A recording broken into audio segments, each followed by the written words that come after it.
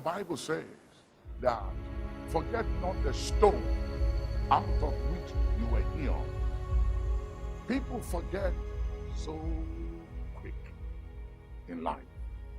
Many people have short memory. I have learned over the years not to forget where I have come from. And it is a curse to forget. It is unrighteous to forget. The Bible says God is not unrighteous to forget your labor of love.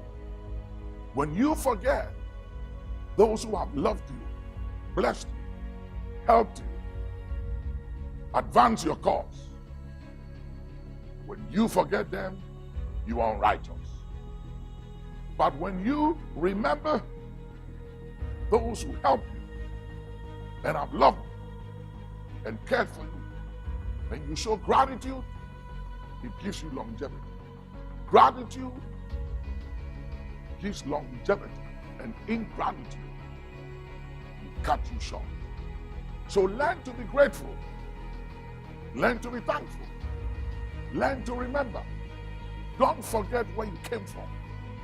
So many people in life forget the person who helped them.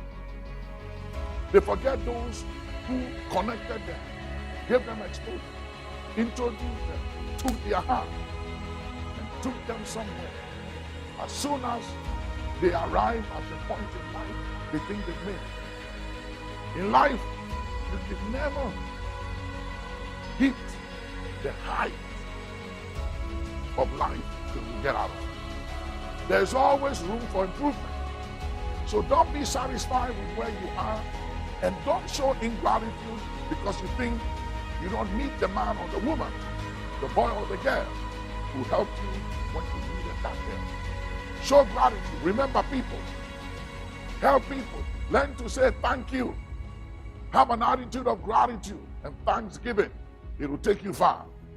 Some people think they have arrived, but when they get to heaven, they realize that they were just operating at 20 or 30% of their capacity and didn't use 70% or 80% of their capacity. And you know why? Because they got stuck at the place of 70, at the place of 60, 50, or 30% of their capacity. Why? Because whenever you think you don't need anybody, you've arrived, you've made it, you are successful, you stop growing, and you begin to diminish, you begin to die. If you want to live, don't want to diminish, and don't want to die, keep showing gratitude. And remember where you came from. Remember others. Every now and then, God will say to David, remember, David, that you are a shepherd boy. And I took you from the sheepfold, and I made you king over Israel.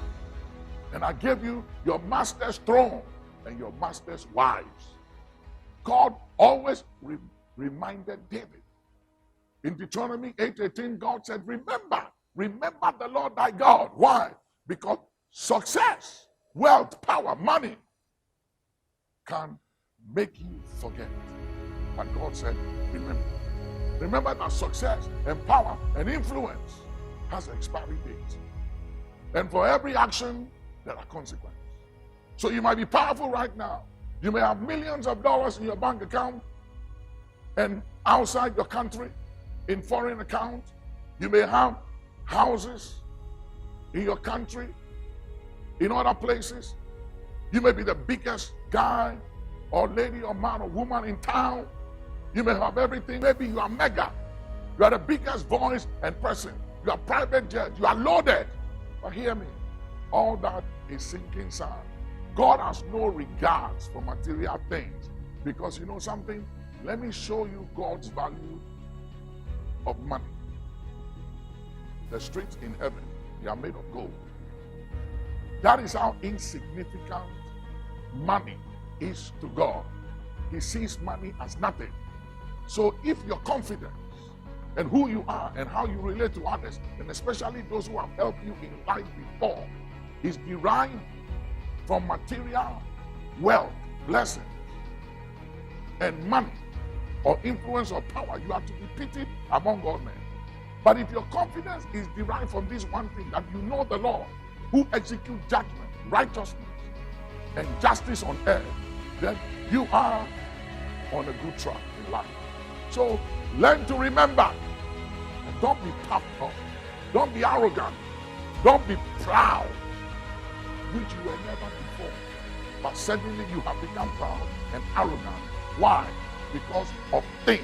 A man's life does not consist on the abundance of things that he possesses. So don't let things, don't let accolades, don't let events and relevance in life and access and influence make you go insane. Arrogance and pride is insanity. It's madness. Be wise, be sober, be vigilant. Your life does not consist on the abundance of things that you possess. If you think you are who you are because of the money you have in your bank account, or because of your success, or because of your achievements, you are deceiving yourself. You are a child, you are a kid. None of those things makes you who you are. You are who you are by the grace of God, outside of possessions, outside of material things. You are who you are by the grace of God. I am what I am by grace, not by money, not by buildings, not by investment, not by achievement, not by success, not by how big or large I am. I am who I am by the grace of God. The credit must go to the grace of God. Let's give God the credit, and let us not be anything outside of grace. And you will live long and you will go far. Remember, gratitude gives longevity. Ingratitude will cut you short. Show gratitude and live long.